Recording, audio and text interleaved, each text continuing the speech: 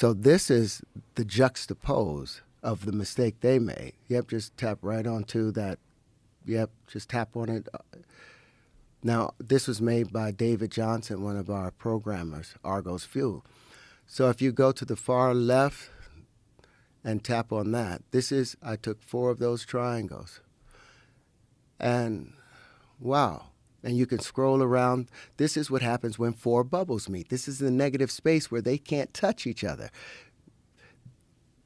This is hydrogen. And as I was saying, electricity is always trying to get to the center of that triangle, but it gets pushed out.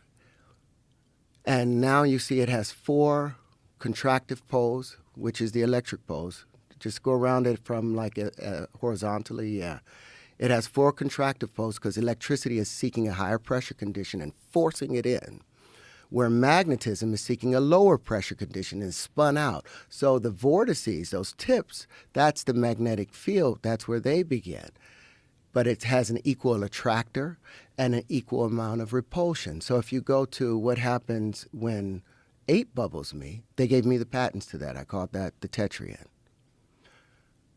So this is the negative space in between 8 bubbles. 8 bubbles. This is the negative space where 8 bubbles meet, and you can scroll around. And this is ignored when they're concentrating on straight lines.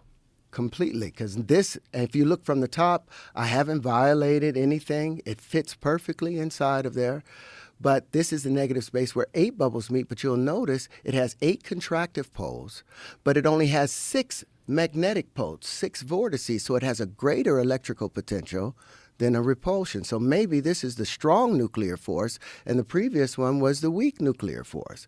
So I was like, okay, I called this the Huntian after my son.